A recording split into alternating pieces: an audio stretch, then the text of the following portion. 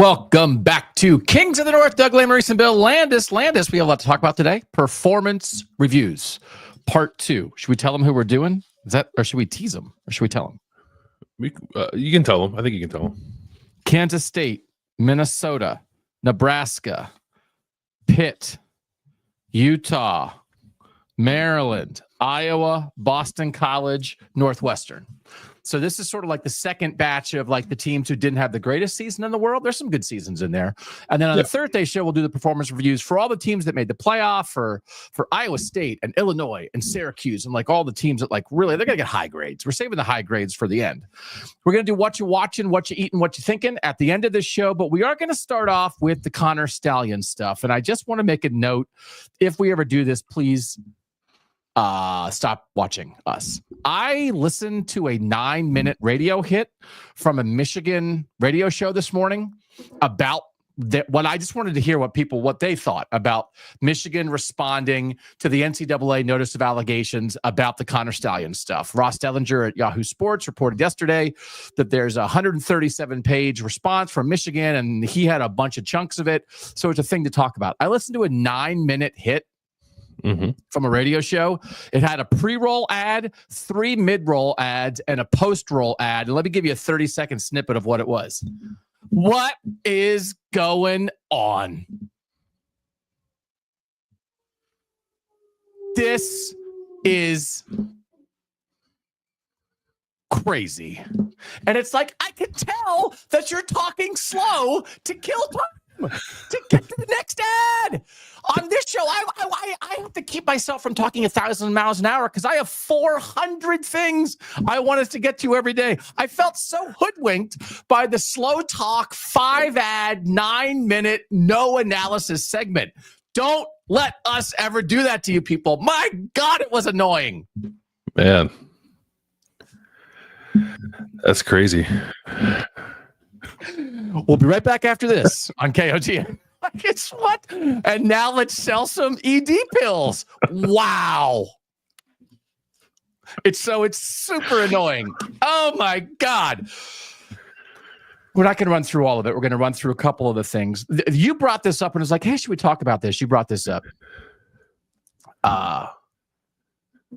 Who tipped off the NCAA about this stuff, right? And the point of this is that when it happened, there were a lot of suggestions from some parts of the media, mostly in the state of Michigan, that Ryan Day and/or Ryan Day's family, his brother is in law enforcement or something in the FBI. Do you know what his brother does? One of his brothers, I believe, is a DEA agent, or at one time was a DEA agent. Yeah. So that was like that Ohio State somehow, Ryan Day somehow, there was, right? Was there not a sort of a public allegation in various parts that they were the tipster? Yeah. Yes. I believe the working theory was that Ryan Day's brother's PI firm was the one who unearthed this about Michigan, perhaps through nefarious means themselves. Okay. So anyway, this is from Ross Dellinger's story. According to the document, the tipster derived from Michigan's own campus. The unnamed source, which the NCAA has not disclosed, appears to have worked at the school at least at one point. Michigan believes a confidential leaker was used by the NCAA to produce at least some of the charges in the notice of allegations, something in which it expresses concern. So this is just like, again, this is the NCAA, right? That like Michigan's responding to this. And it's like, oh yeah, the source was on Michigan's campus. This just is, it's not the main thrust of the story, but it is a very important sidecar of this, is it not? Because it was a huge discussion point. And if that's something that gets decided here, no, the call came from inside the house, which again happens a lot of times on this. And you and I heard various things about who it may have been, that it may have been. I mean, listen, there's some people at Michigan who I think like used to work there and then don't work there anymore. That happens a lot when you have things like that, right? That somebody maybe who's aggrieved, and this is the hard part of all of this. A lot of things happen from aggrieved parties. And it's like, man, that person has an axe to grind. And it's true, but it doesn't mean that the axe is false. Right? Sometimes you have to investigate the acts, even if the person's reason for bringing attention to it is not just wholesome. So how big of a deal is this that like, okay, maybe we've settled this part of it, that it wasn't Ryan Day or Ohio State that started this thing? Is that a big deal or not? I find it to be a big deal because it was just, in my opinion, like a distraction tactic used by mostly friendly Michigan media, I think, to like divert attention away from what was actually the main discussion. It would have been it would have been an incredibly juicy and salacious story at Ohio State than the one that turned Michigan in. I'm not saying that it's not interesting if that were true, because it definitely would have been. I just never bought it, and I I found it a bit silly how many people actually did. So I'm glad, I guess, to have that piece of this sort of removed from the equation. Like how it's not I don't know, like inherently interesting, I guess, that it came from inside the house, because that's probably the expectation, right? Yeah. But it's a piece of clarifying information that I did feel was necessary as we move forward with this. Because it's just what interests people in the stuff. It's not, and this was an interesting tidbit. So again, I just I don't want to get holier than thou on this, but I am holier than thou. So maybe I covered all this stuff when stuff happened at Ohio State, and I just think you actually kind of owe it to yourself and your audience when you have allegations happening within the program that you cover to not jump into immediate defense mode of the program, but to try to investigate it yourself, right? And so I think any program and journalism has changed a lot, media has changed a lot. We understand that, and there's a lot of people covering teams who are fans of those teams, and I don't think that's bad. But there's a lot of, and it's not like it only has ever happened at Michigan, but it's just difficult when immediately, like, there's an allegation of something bad happening, and the people who are covering the team are just immediately in like, how dare you mode. And it's like, okay, like I actually don't think that serves even the most diehard fans, right? Yeah. I don't know. Do you, I think fans actually would rather have the people they trust try to tell them the truth, or, and this I vow, Landis, or tell them, I don't know. And I promise you, I will always tell you, I don't know. It's practically my specialty. I'm perfectly comfortable saying I don't know. I wish more in media were comfortable saying I don't know. And it's not I don't know and I'm never going to find out. It's like I don't know and I'm trying to find out on your behalf, but I'm not going to spoon feed you BS in the meantime. No, I do think it's probably better for everybody, including the most diehard of fans who want like a good resolution, to just be truthful, because I've also seen in the last whatever it's been, less than 24 hours, I suppose. People on like Michigan mentions boards be like, what the heck, man? You said it was this and now it's this, like, kind of thing, right? So like, right. I think like whether you're willfully misleading people or just being a little bit derelict in your duties and not being thorough enough in your reporting to lead people down a certain road, it is perfectly okay to say, yeah, you know what? I don't have a great handle on this right now, but I'm going to try to get one as things are happening. It's okay. Okay. The next thing I think, so that's a side piece that I think is important. I thought the next thing that was interesting and important as it relates to right now is Sherrone Moore in here, right? Because he's the current head coach of the program. He had been, there's some recruiting stuff during the COVID era where he was punished a little bit for that. But it's like these deleted texts that we knew about that was like, oh, he deleted texts about Connor Stalions. What does that mean? And that's covered in here. And it seems like basically Michigan is saying, most of the stuff is innocuous, those texts that he deleted, and that like Moore is saying, like, it was almost like Moore thought the guy was annoying and was just like, oh my God, like, for real, this guy's going to get us in trouble. This freaking guy, I'm going to delete these texts. But not that it was like a full blown cover up of like, oh no, I'm about to be caught. So actually, like, my view on this is I actually think this may be innocuous. And there are things in there that they're detailing, like, yeah, they were talking about some stuff, but it was more, I think the synthesis of Stallion stuff, it wasn't like what Michigan is saying, according to the Ross Ellinger report, is like, hey, it's not like Sherrone Moore is texting Connor Stalions like, hey, how was your super secret trip to this school where you hid in the stands and film stuff, right? So this, I think, is possible that it's like, I don't know, are you supposed to delete text, but you're kind of ticked off, and he's like, the guy wasn't your best friend, but he was kind of around, and now for real, like, you're going to, I don't know that I come away from this thinking like, oh, Moore, oh no, like Sherrone Moore's going down. This I kind of think like could be mostly innocuous, and it was Connor Stalions saying like, I have information for you, I have information for you, I have information for you, and Sherrone being like, okay, like what what is it? We all have people like that in our lives, right? And like, yeah, but deleting text doesn't remove their ability to send you, like, deleting text is not a normal response to something. I actually disagree with you. It seems Okay, like the you information, go then. it seems like the information that was unearthed, because they still were able to image his phone and I think figure out for the most part what was deleted. It does Yeah. seem like most of that information was rather innocuous, I guess, aside from the fact that you can't pretend like you didn't know what Connor Stalions was doing for you. You may not have known the scope, but you knew the result. Right, there was enough there, I think, to know that what this guy's duties were was to get you information about stealing signs. You can't pretend like that wasn't the case anymore. I think based off like the little bit that was unearthed in there.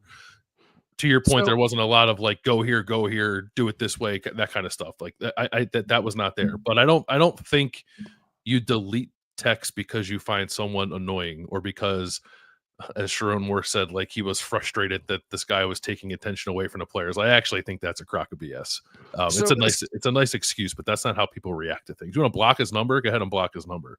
Deleting the text chain doesn't accomplish anything other than removing things from your phone that you think might be incriminating. Yeah. Deleted 52 texts. In the response, Michigan and Moore acknowledged the deleted messages. However, the school contends that the texts were, quote, innocuous and not material to the investigation, and that Moore cooperated fully with the investigation, even turning over his phone for imaging, a move that revealed the previously deleted messages. So maybe he did. So if he deleted, I almost like, I wonder how much the motivation for deleting the text matters. Right now, we're kind of debating motivation. Like, okay, he deleted the texts, and then he gave him his phone, and then they found the deleted texts, and the deleted texts are mostly innocuous, right? That there's not a smoking gun in the deleted texts. So I think that's important. And then the question is like, okay, he did delete the texts. How much punishment do you deserve for deleting the text? And then we try to impugn motive within that. But I guess the main thing maybe what I'm actually saying is like, there's not a smoking gun in the deleted text. And that seems like a big deal for me. And it doesn't seem like from that there is proof that like Sherrone Moore was knee deep with Connor Stalions the whole way. Maybe it's like, hey, and maybe he did. He said like, I deleted him in anger and frustration. Also panic of, is this guy taking me down? Right. Yeah. I'm not going to let this guy. Are you kidding me? That I feel like maybe we agree on that. Like, oh my God, I don't think there's anything in here that's going to get me in trouble, but I am not letting that guy take me down. Are you kidding me? He bugged the crap out of me. And so I'm getting rid of it. Like, do we agree it might be that it's not anger and frustration? You are trying to cover your tracks. Yeah, but you are covering your tracks in anger and frustration. It's not like, well, I was gonna say, it's not like you and I were texting, unless maybe in this equation you are Sherrone Moore and I'm Connor Stalions. And I'm like, hey, Bill, what are you doing? How's your life? What's going on? You want to go out to eat? And you're like, oh my God. But if I was going down, you and your wife might be like, delete every text from Doug that you've ever gotten. We're not going to go down because of that guy. All right, I'm Connor Stalions. Okay. Hi, Connor. I just like, I don't know. Deleting text messages for me is not a natural reaction to anything other than trying to get rid of evidence of something, even if it is not incriminating evidence, rather mundane evidence. You're just trying to, I guess, eliminate the perception of a relationship of any sort by deleting text messages. I think is maybe the most important thing there. But it does feel like from what Michigan, like the issue really is the deletion, not what was in the deleted texts, right? Correct. And I do think that's important. So I guess I'm focusing on, was Sherrone Moore knee deep in all of this stuff while it was going on? Because to me, in the end, which is the thing we're going to get to next, may as well get to it now. In the end, honestly, I think it's really, there's two things that matter to me. One is, was there an advantage gained through impermissible means? I think that's it. I'm not as interested in who knew, who engineered it. It didn't make Michigan more likely to win football games because they were doing it. That really, and like whether Jim Harbaugh said, Connor Stalions, I'm tasking you to go out and do this, or whether Connor Stalions was like surreptitiously doing this and then giving them information that he acquired through impermissible means. I understand that's very different things, but the bottom line is, did it help them or not?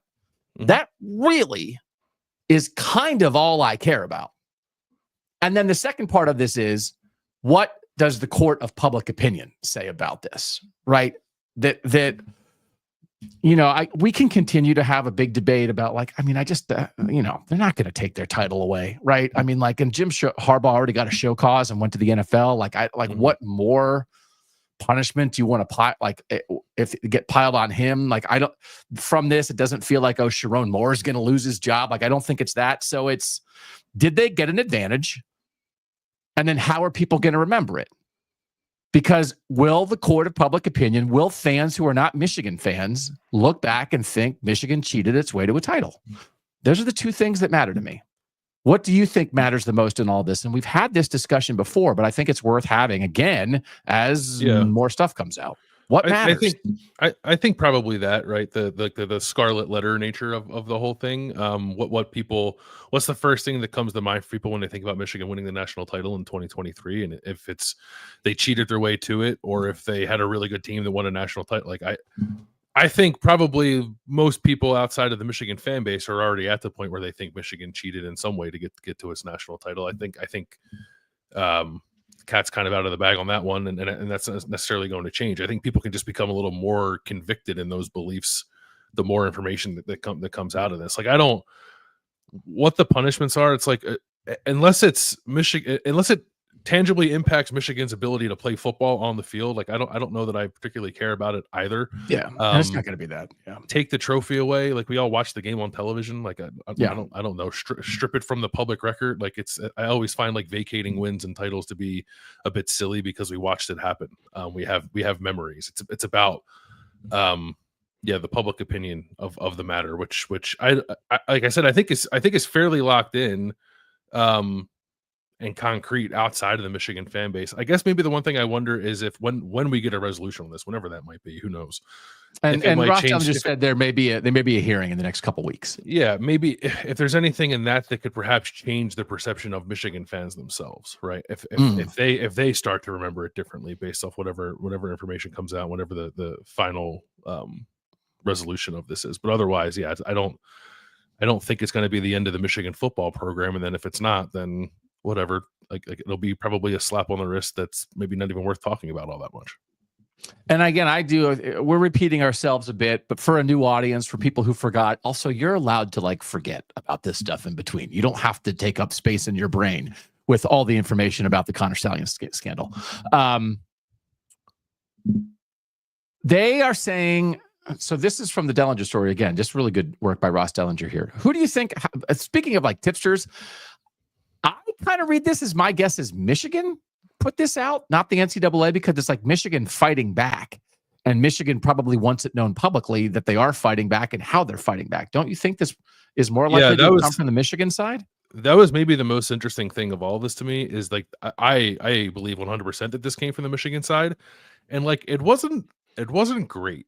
It was the best possible version of events that I think Michigan could put forward, and I don't know. It seemed a little flimsy, and I don't think ended up actually painting Michigan in that great of a light. Yeah. So, because here's the thing that matters, at least again to me, and I'm not saying, listen, at some point we'll stop relitigating it. We're not going to stop relitigating it while it's still being litigated, right? So, I mean, if you're give it up, it's there's new information, and it is interesting, and it is the North. It is a Northern story. And that's the second part of what I want to talk about here in the court of public opinion. From the Ross Dellinger story, in its response, the school acknowledges that some impermissible in-person scouting appears to have occurred, quote, though less than the NCAA claims. And this might be part of what you're talking about. If someone says you cheated and your response is, well, we didn't cheat as much as you think. Yeah. I'm not sure that's a great response. Right. So for in the pushback, if the headline here is Michigan's fighting back. This is Michigan fighting back, and they have every right to fight back, and they have every right to defend their program and defend their former head coach, especially to defend their current head coach and their current staff. Right? Of course they have that right, and I do not think Michigan solely won the national championship because of Connor Stalions. And by the way, they beat Ohio State that year with Jim Harbaugh suspended. They did that with Connor Stalions now gone from the program. I actually think, again, to repeat myself, most of this stuff relates to the previous years and less so to the national championship year for Michigan because it got stopped in the middle of that. I think it had the least effect on the national championship year. I think the most important things probably in here are the 2 years before when they made the playoff and they beat Ohio State, and that may be where the advantage was the greatest. Anyway, that's the part when you say like it's not great. That to me is like in your fight back to say, well, yeah, we did it, but like that is you could fight back and say we didn't do it. You're completely misinterpreting everything. We didn't do it. And that's not, they're saying we didn't do it as much. So like that sort of admission is like, okay, if you didn't do it as much, okay, if there were 50 instances of Connor Stalions buying tickets for people in the stands, but they only used the tickets for in-person scouting, whatever number of times, right? Or like he bought the tickets, but someone got a cough that day and couldn't go. Yeah, it's like, well, we were going to do it, but then this person got sick, so we couldn't do it. But but again, it's even like, so intent matters, but it's like, was there an advantage gained? And I understand it's a 1% advantage versus a 90% advantage is different. But now we're just like copping to the crime, and now we're just discussing degrees. We're not discussing whether you did it. We're discussing like what level it is and how great the punishment is. So, but we've agreed on the facts that you did an impermissible thing in pursuit of an advantage, which it seems like Michigan is agreeing to. And that, I think that's what sticks with me. Yeah, I think it's that Michigan is agreeing to some version of those set of facts, but also I think pushing back against the idea that they rise to the level of level 1 violations, right? Like they think they should be level, like it's like, yeah, we did it, but it's not as bad as you think it is, and it also didn't have the impact that you think it did. So these are level 2 violations, not level 1 violations. But that's the thing you say in actual court, not the court of public opinion, right? Now we're talking about, we're copping to the crime. Now we're talking about punishment. And again, like did you cheat? Because there's all kinds of stuff that happens. Like people aren't convicted or they are, but like everybody thinks they did it. Everybody thinks they got railroaded and they didn't do it. Right. So if they are pushing back in a way to like just mitigate punishment, or if they are pushing back in a way to like prove themselves innocent, this feels more of a pushback to mitigate punishment. Yes. By copping to some degree of culpability. Yeah. It's like it is simultaneous, because people always say like, don't cooperate with the NCAA, don't self-impose things. This simultaneously feels like both fighting back and like in a roundabout way suggesting that you might be open to the idea of what do they call it? Taking a settled a settled sentence that is something less than what was initially proposed, if you're willing to admit to some culpability, but not all of it. So then the part of public opinion is Brett Bielema, like, is firing shots. So let's show the Brett Bielema tweet. Brett Bielema, man of the North. This is a Jim Harbaugh clip when he was with the Niners. If you cheat to win, then you've already lost. So he quote tweets that. And Bielema says, really? Why did you leave? Was looking forward to playing, but understand why you ran to the NFL. See you in the future and can't wait. So I like there are three. I like that he hashtagged NFL. Hashtag, yeah. Get the shield on there. Get the shield. So Brett Bielema has three choices in this situation, right? One is to just sit back and have a cocktail and watch a TV show and not comment on this situation. One is to do this and just fire at Michigan, fire at your northern brethren. And let me ask you if you think this would be an actual option. Could Brett Bielema have tweeted, hey, NCAA, give it up. You don't know what you're talking about. Ball is ball. We'll handle our business. Michigan earned its title. Hashtag go blue. Could he have tweeted that? No. Like if he thought that. I mean, maybe everything but the go blue part. But you know what I mean? Like, could he? Could a coach, hey, this is our fraternity. And like the NCAA is on tilt anyway. Like nobody's it's like, what is the NCAA going to come investigate Illinois if Brett Bielema tells the NCAA to cram it? Couldn't you stand up for your coaching brethren and for a team in your conference and say, I'm glad Michigan is fighting back. The Big Ten has to stand up. The NCAA doesn't understand how football works. I hope we come to a fair resolution on this. Like that. Yeah, he could have, but doesn't that, like, to me, that is where I then go down the road of, like, of course there was an advantage to this, and an advantage that was greater than is normally gained by the common practice of stealing signals. Because Brett Bielema is not the only coach who has criticized Michigan for it. They all do it. Michigan did it in a different way, allegedly, in a different way, in a more expansive way, in ways they weren't supposed to do it. But the coaches that have criticized Michigan for doing it have had no issue potentially like opening themselves up to being looked at how they do it, right? Right. And if that was worth risking, then that means that there was an advantage gained. But I do think, again, the thing, like, I'm always very interested, like, what could you say? Because, again, we put people in corners all the time, and then we point at what they say, and it's like, what else were they going to say? You're really gleaning meaning from this? There was nothing else they could do. But in the coaching fraternity, you could stand up for your fellow coach. And they do that at other times, don't they? So I do. It's to your point. Or at least they stay silent. At least they this is like the no one ever actually accused the SEC publicly of paying for players, right? Yeah.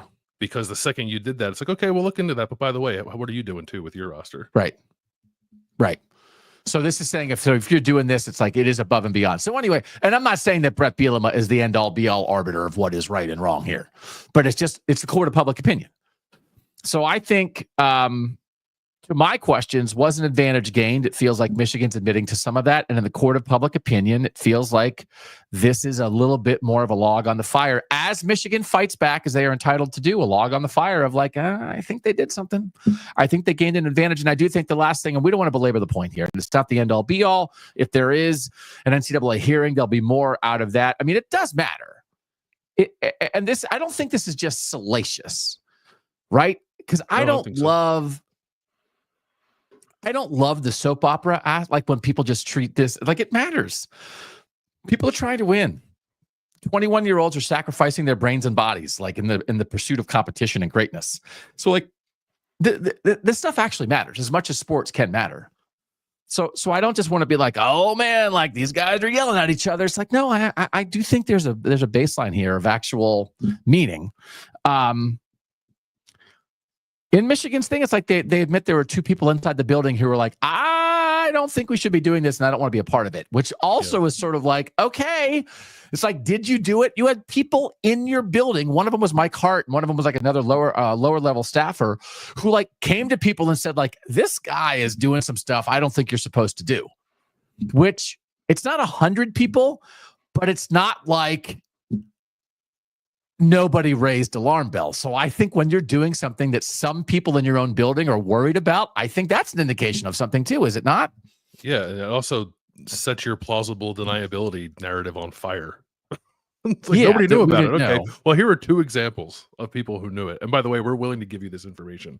That's why this was also like, it was all very strange to me that I feel like Michigan was copping to things that it probably shouldn't have copped to. Yeah, in some of this reporting. But I guess, I also do believe to some degree in the don't tell the boss thing, that if the boss is not, as much as a head coach should be aware of everything, if the head coach is not leading the operation, I do think there could be things under the surface where it's like, oh, this Connor Stalions guy's like, he's doing this and people are coming and it's like, well, like it doesn't rise to the level of like, we don't want to bug Harbaugh. We don't want him, like the less he knows, the better.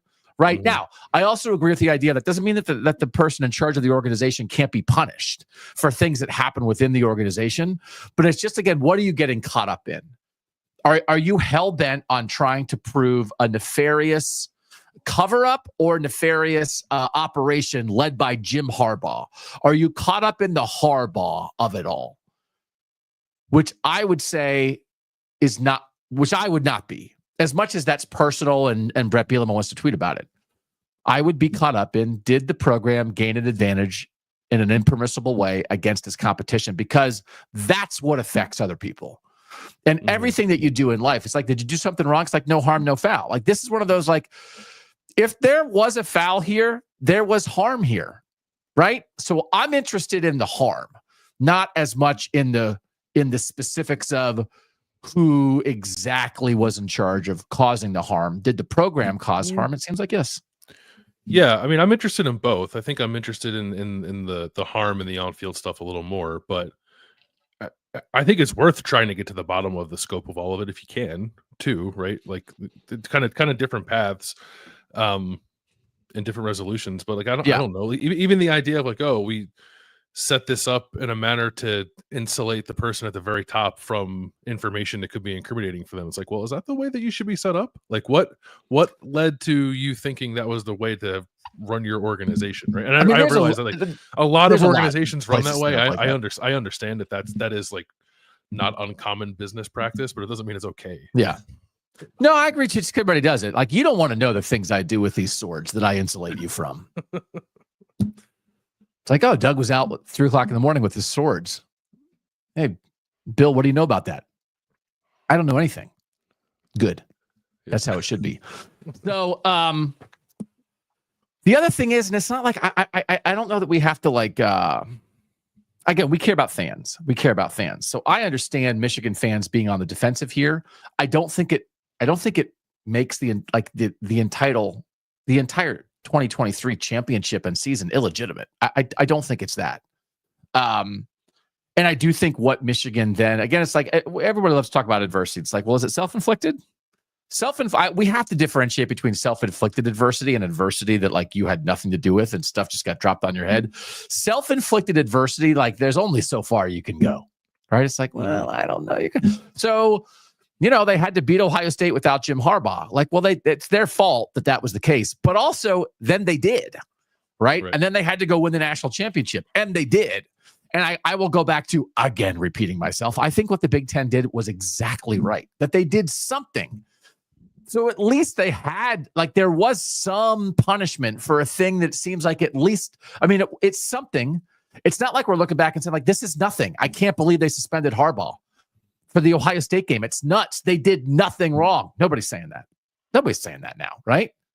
No. So I'm glad the Big Ten did something in the moment, but I don't think they could have done more. With, again, what we have now, if they would have banned Michigan from the playoff at that point, that would have been too much based on what they had. So I really think in the moment, the Big Ten did the best thing it could. And the result is, I think at the end of certainly the back 2/3 of that season, Michigan earned it. On the field, Michigan earned it. Just some stuff before that. Just some stuff. Yeah, just some stuff before that. A lot of stuff. Court of public opinion, I think, again, we're still shaping it. We're still shaping it. But now, when I pause, it's because I don't know what. I'm not doing it for effect. It's like my brain stopped working. We're still shaping the court of public opinion. And I think that's what really matters. Okay. I wasn't looking at all the, I know we have a healthy debate here. Lori says, I don't think Doug is trying to appease UM subs. He's trying to be fair. This isn't supposed to be an OSU podcast or an anti-UM podcast. That's the thing here. Yeah, so we have a lot. I'm looking at this. It was so obvious, Doug. If Harbaugh didn't know, he should have gotten a show cause for stupidity. Doug is downplaying because they want UM fans to watch this show, but it's hurting their credibility. This is actually what I think. Doug trying to appease his Michigan subs. So, like, if you're an Ohio State fan in here, like, I get it. And there are Ohio State only shows where you can find what you want, which is just railing against the rival, which I understand. I mean, people want that too. This is what I actually think. So, like, the actual conclusion of I think they did it to at least some degree. I think it gave them an unfair advantage on the field. I don't think it completely delegitimizes their national championship. I actually think it probably helped them more in the previous 2 years than it did in the national championship year. I'm glad the Big Ten acted when it did. But I do think in the court of public opinion, history will look back on this, and this will be part of the Michigan discussion around this. But I don't know that we're going to get to a point where there's going to be unbelievable punitive punishments as a result beyond what we already have, which includes a show cause for Harbaugh, right? Mm-hmm. And I don't know that we have proof. From what I've seen so far, I don't think this was necessarily a top-down directive from Jim Harbaugh. But again, I'm just like, what was the effect? So if that's a too nuanced stance, then I'm not going to make everybody happy. But that's that's what I think. Would you like to state for the record your official bullet point conclusions of where it stands at the moment? I think I agree with almost everything you said. I probably think that there was more of an advantage gained just generally overall than you do, including in 2023, because it's not like they forgot that information in 2023, even if the operation was found out that year. But I still think Michigan had good football teams those years too, and the NFL draft data bears that out. And they had good coaching staffs too. Some of what the guys have done since they've gone up to the league, I think, bears that out. So it's the difficulty in this is quantifying exactly what the advantage was, but I do think it was substantial. And I don't, and that's my opinion. I don't know that we'll ever be able to quantify exactly what it was. I would love to know or have more information about exactly what the scope of all this was. I don't think it was a top-down directive, but I do think when it was found out, it was allowed to persist perhaps from the top down, which is maybe just as bad. And I don't think there's going to be monster penalties for it either. I just like, I think, you know, if you want to see Michigan have its wins vacated and its title taken away, and that will make you feel right about this, then I'm not going to tell you you're wrong. I don't know that changes a whole lot. And like I said, unless it's Michigan's not allowed to play football for a period of time, then I'm not getting super fired up about what other punishments might be doled out. Yeah. Zach, I did not have Doug turning into Blue Wall State Media on today's bingo card. Landis has it nailed. Doug has himself nailed as a subscription slappy. I actually don't know what subscription slappy means in that context. Brian says he basically agrees, but he thinks, except for the end part, I think there will be big time punishment. And this is the thing that we can't. Brian suggests 2-year postseason ban. And then Juice's Ghost is in here with the Michigan logo, sort of pushing back against some things like what exactly do we have proof of, which again is what Michigan in the allegation is pushing back, and like, what do you actually have ironclad proof of? Right. And so while admitting to like, well, there was maybe some of this, but it's not as bad as you're making it out to be, and what you have proof of what you're alleging. So again, this is not going to be solved, but I do think certainly, what do I think? Fans are going to be fans. So you're a fan of your team, and you're going to be for your team. Sure. You're going to be against your rival. So I get that. I hope, and I don't have to make excuses for myself. I hope this is just what I think. So that's all we're ever going to tell you on the show is what we think. But I think like fire and brimstone, I think it's, but it is one of those things like paying players and all that stuff. We talk about that a lot with the South. Like that's clearly a thing. This is like competition on the field and potentially putting opponents at risk if like you've gained an advantage in knowing the plays. And we understand that there's a lot of other things, and there's a lot of this in the allegation of like, well, you know, all this TV tape that he was scouting. Like they're talking about that in text messages. All that's legal.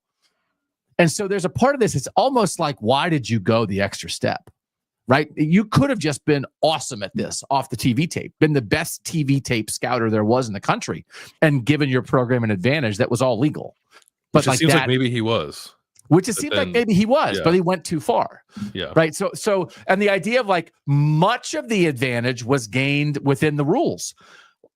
Like very well might be true, but then also, but some of it wasn't, seems to being admitted to, and then it's like, okay, and now again we're just talking about degrees. All right, when we come back, we got a performance review a bunch of teams because we want to cover everybody in the North, and we'll do that next on KOTN.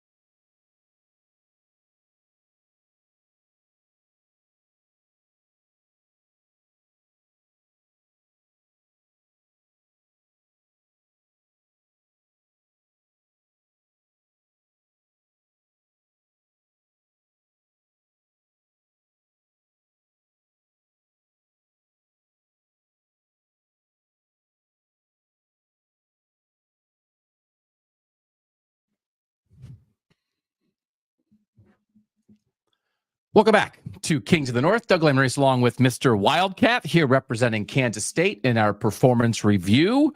Mr. Wildcat, thank you for being here. Of course. Thank you for your time. Really appreciate it. We would like to talk about the 2024 season by the Kansas State Wildcats, a 9-4 year. Certainly some highs, perhaps some disappointments as well. What did you think was the best thing about your season in 2024? I think some of those highs that you alluded to, there was a stretch there about the end of September through almost the entirety of October where it really felt like we were hitting our stride. Won 4 games there against Oklahoma State, Colorado, which is a big one, West Virginia, and our rival Kansas. That I think over that span, we were starting to look like the team that people had penciled in as perhaps a Big 12 championship participant when the season came to an end. And then over that time too, our quarterback Avery Johnson, I think, was playing well and starting to show some progress. So it was a season of ups and downs. It was a season that I think in the end was slightly disappointing, but there were some flashes in there, I think, of a ceiling that we hope to continue to tap into as we move forward, especially with Avery Johnson as our quarterback.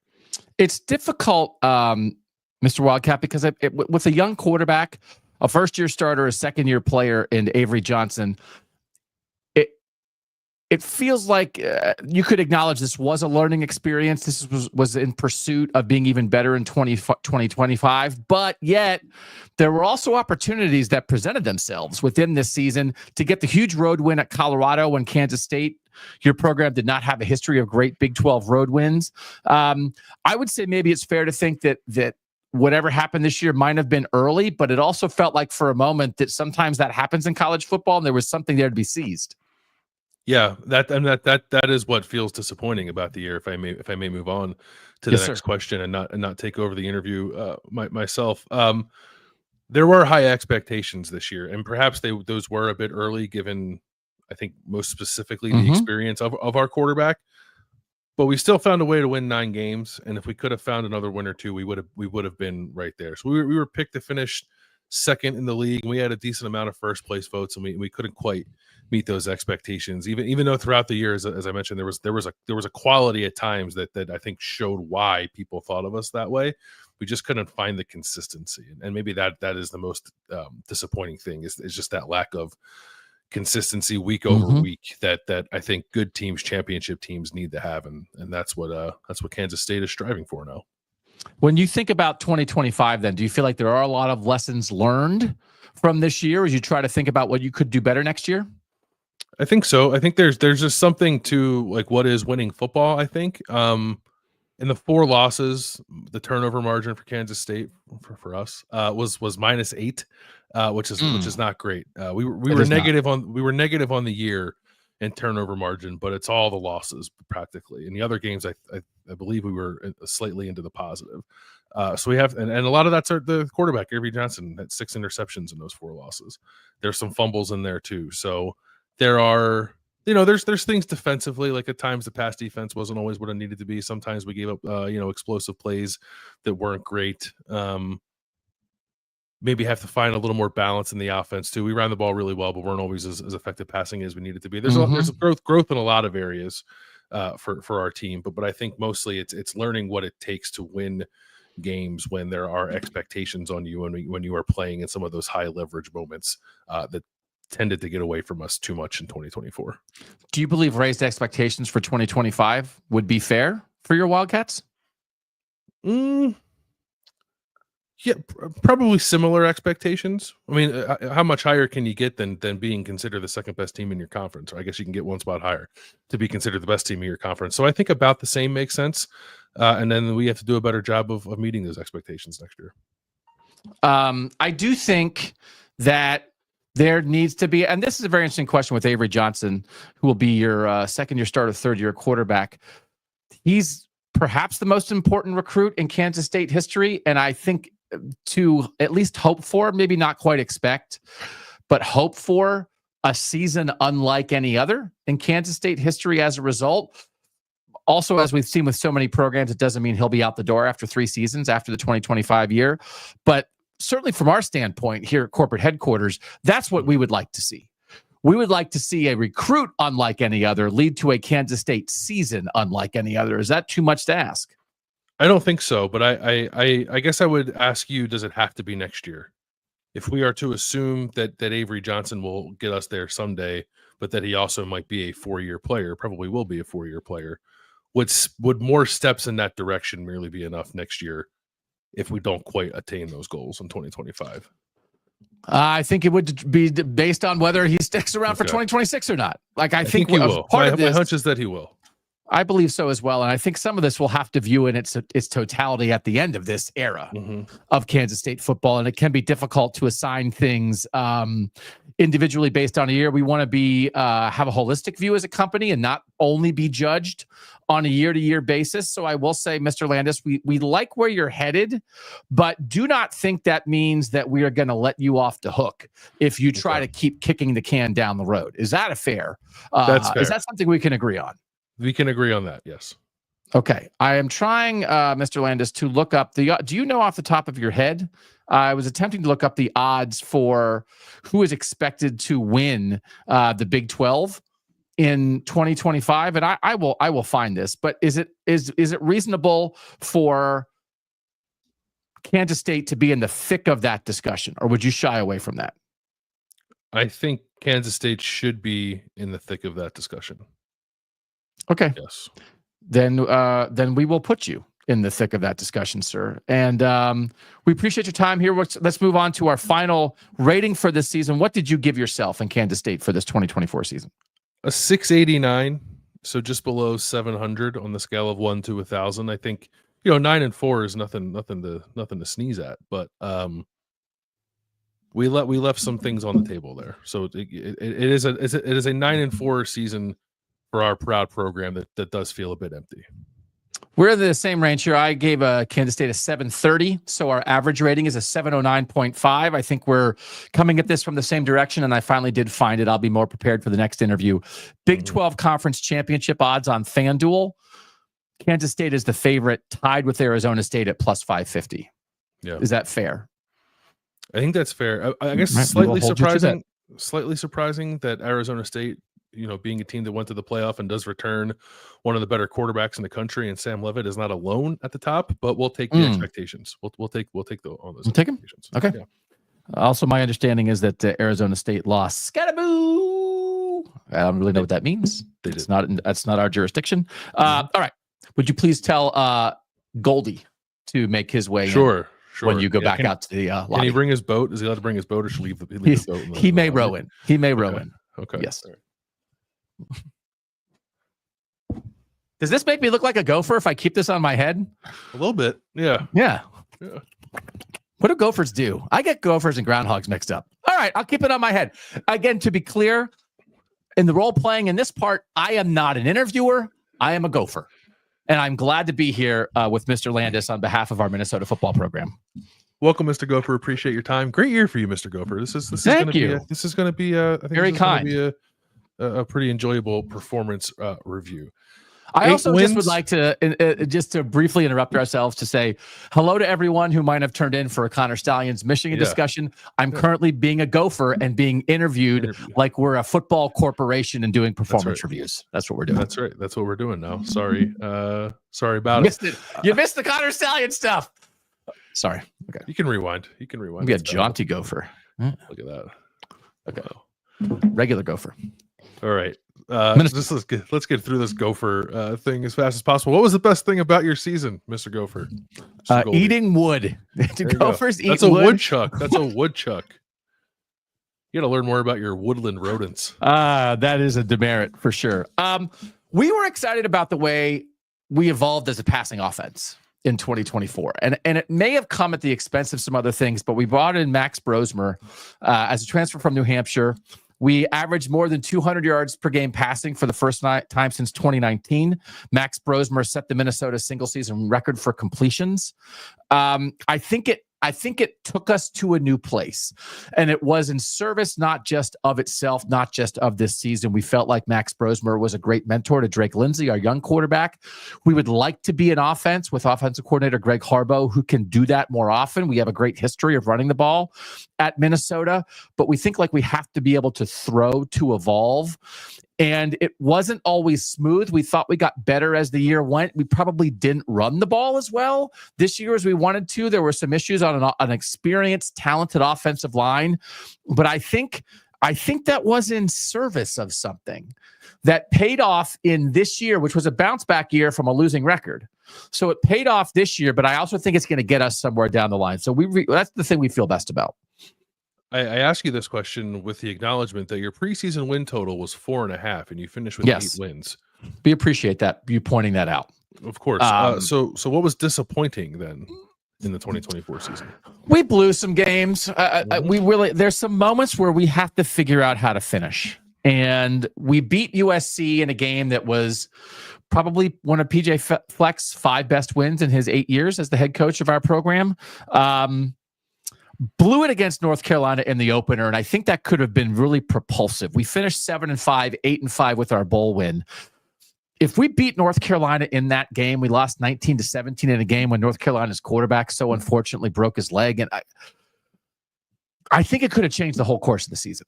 And I think we could have found our footing earlier. We had a game against Michigan where we tried to come back, and there was an onside kick ruling that worked against us. We got kind of blown off the field by Iowa. We were happy with how we finished at the end. We took Penn State to the wire, but we also would like to grab a couple of those special wins more often. We beat Penn State in 2019. That's probably our best win of the PJ Fleck era. And I think if we want to, we would like to contend for the playoff. We look at what Indiana did. We look at what Illinois is returning and the expectations for Illinois in 2025. We beat Illinois in 2024, which was probably our best win. That's a top 25 team. It certainly was our best win. We see those teams, and we don't see any reason why we can't do that.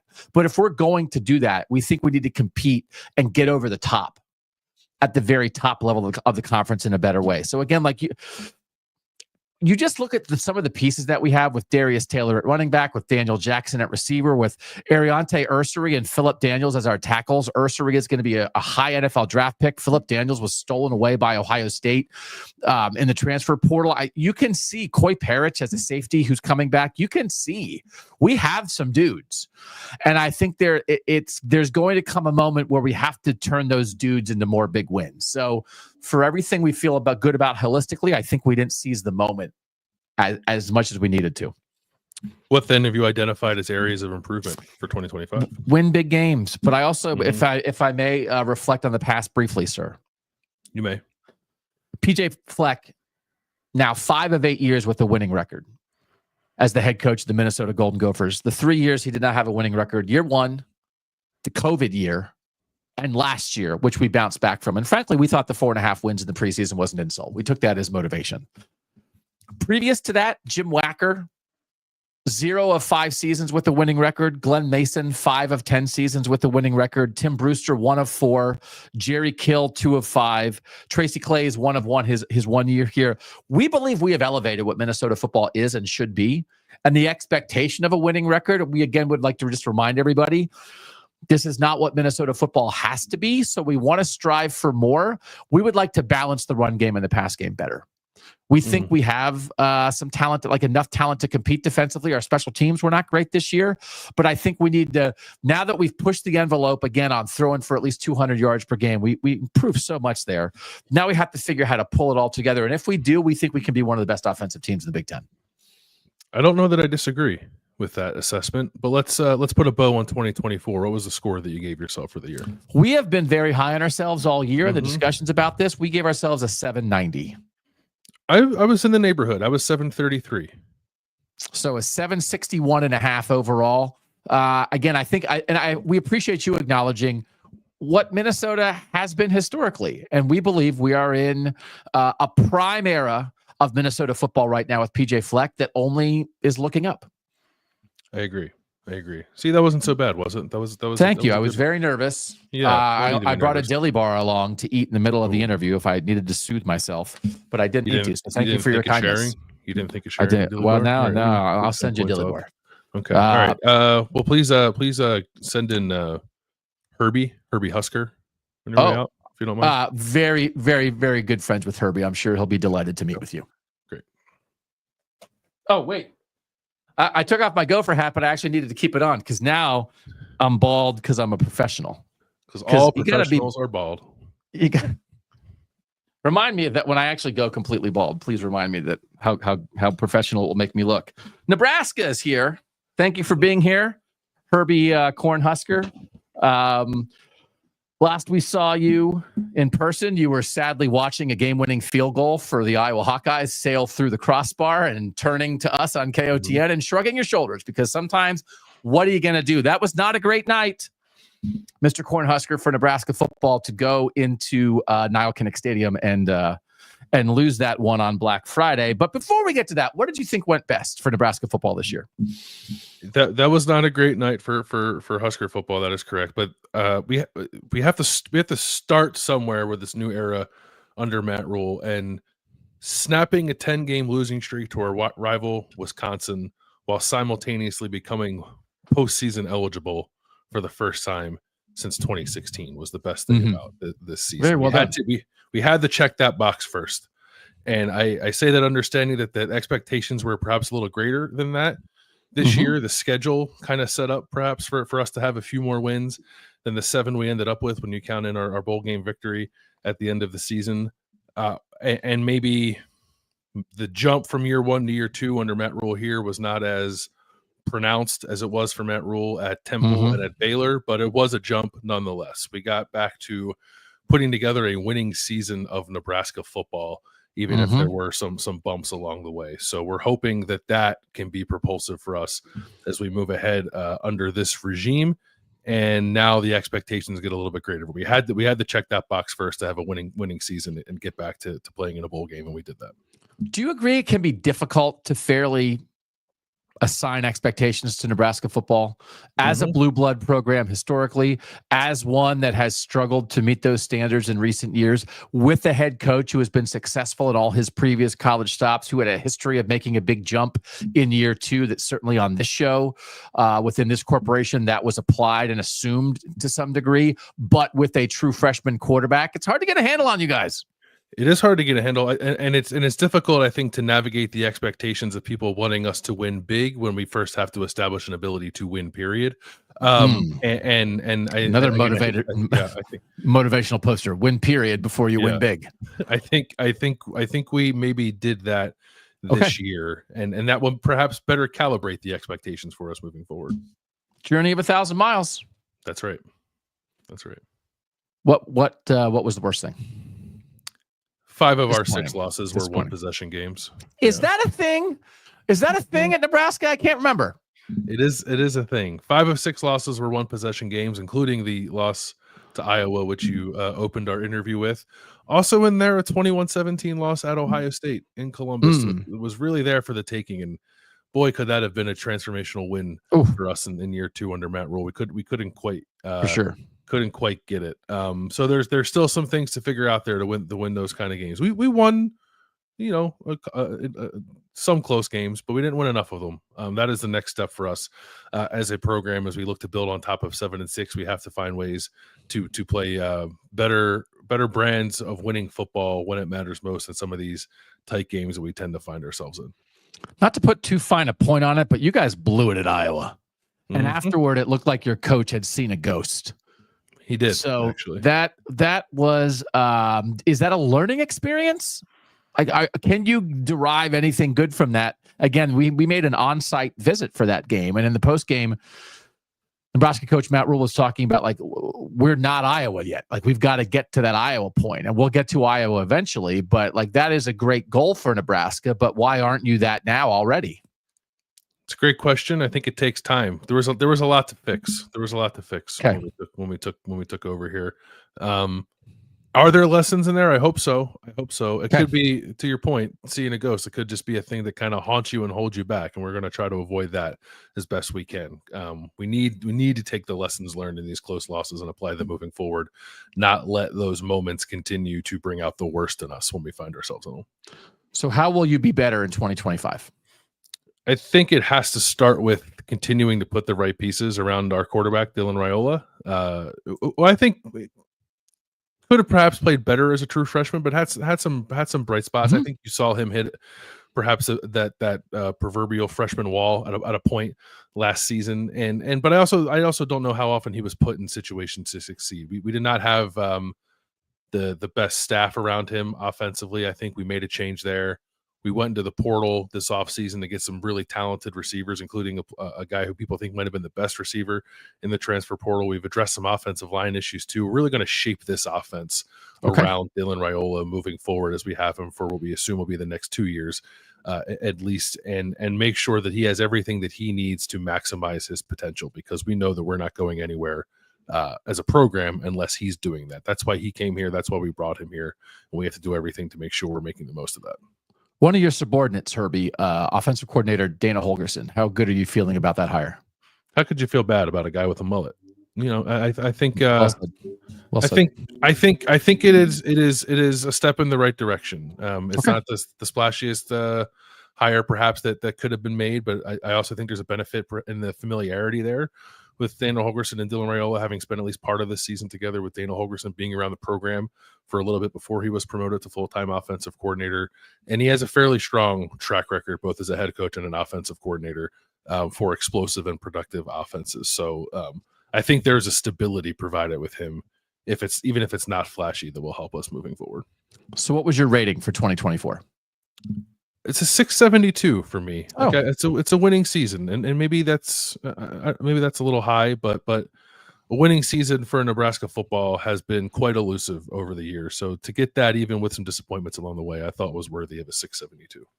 I completely agree. 640 was my rating, so a 656 average. I think Nebraska should certainly feel good about that, but certainly not satisfied. You're Nebraska.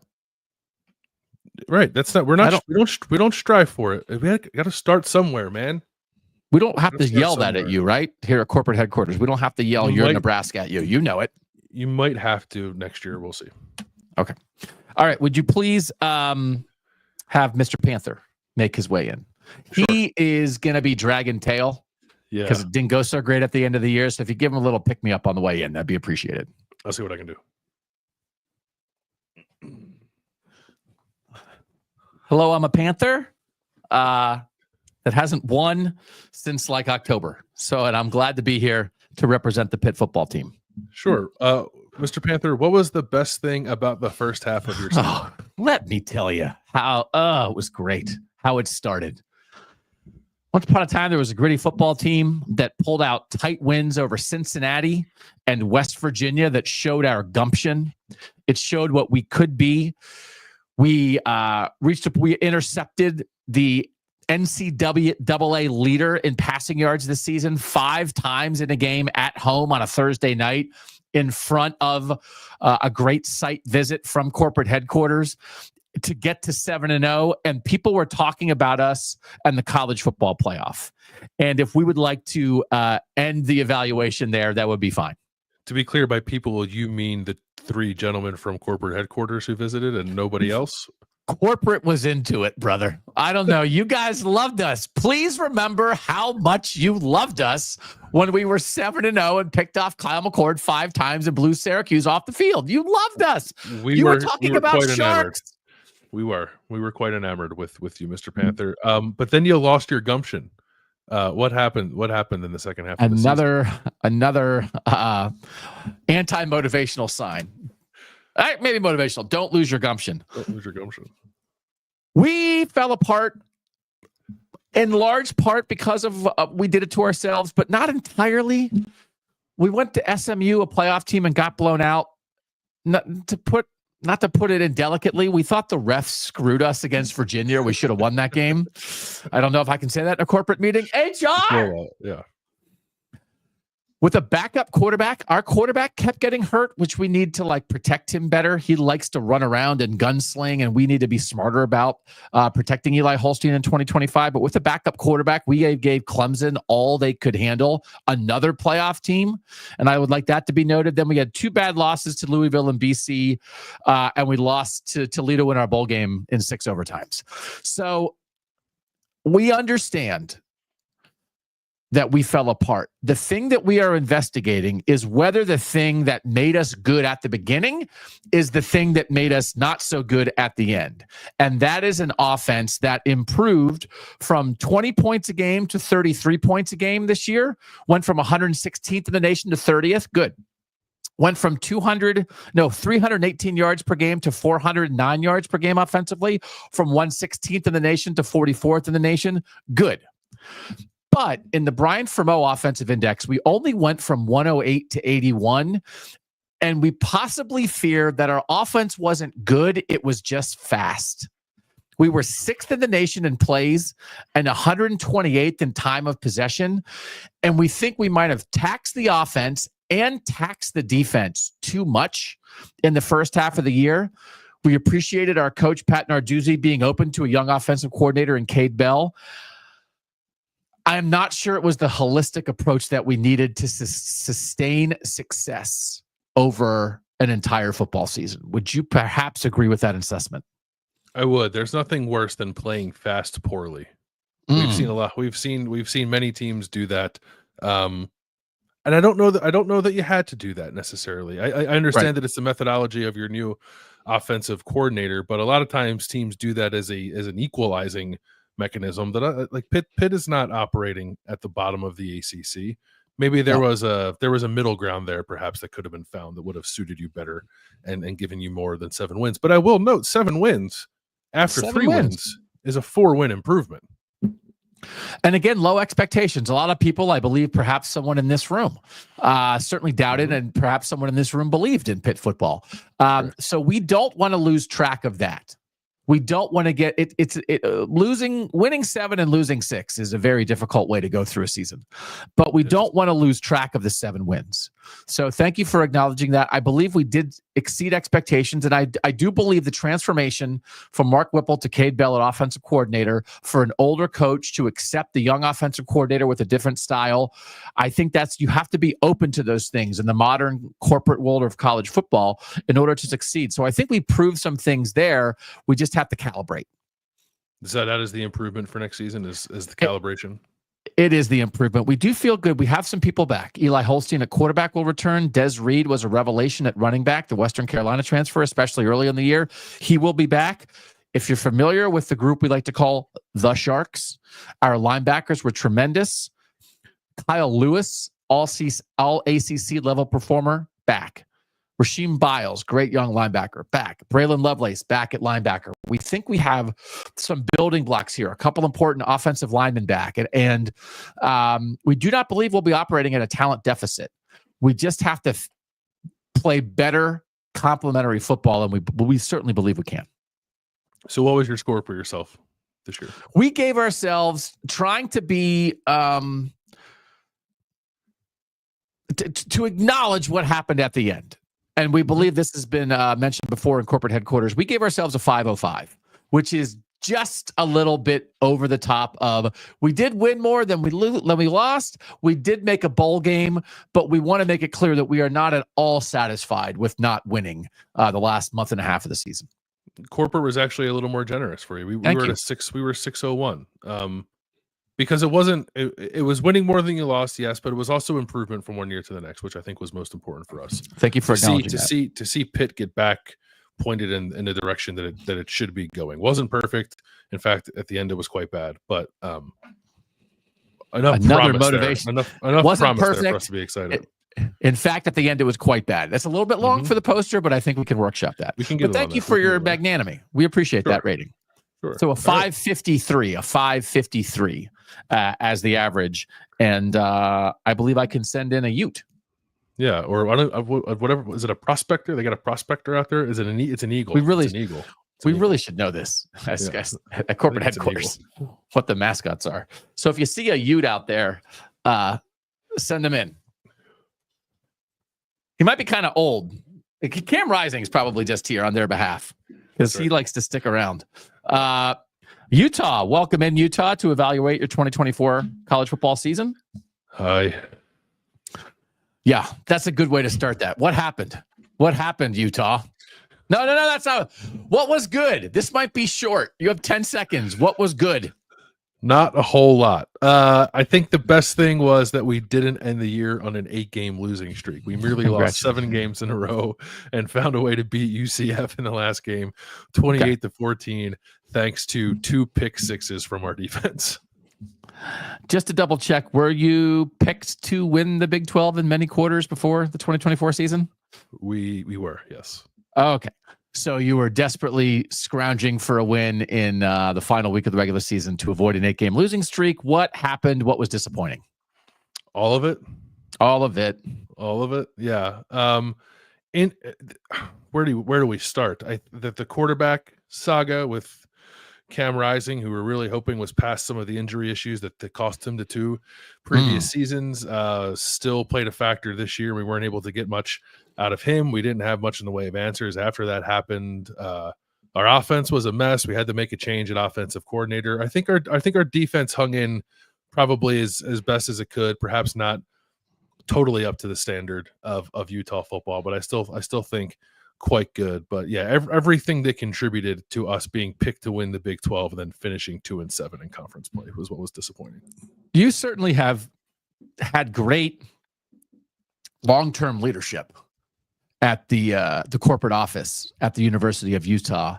Is there any reason for us to doubt this long-term success and perhaps be looking? We understand that CEO Whittingham has made a retirement plan, but also he is not the only person in that equation. Is there any reason for us to doubt the leadership there? I think it'd be fair to ask us to win back some of that trust a little bit. Okay. I don't know that I would doubt it entirely. I think we got caught in a weird quarterback situation, and we were clinging a bit too hard to something that maybe was never going to happen, and should have had better contingency plans to deal with that than we did. But we think the track record of Coach Whittingham and what he's done for the program does maybe allow us to ask for some benefit of the doubt as we try to end it on a strong note, end his tenure on a strong note. We think we have the ability to do that. So why should we believe that things will get better in 2025? What are you going to do?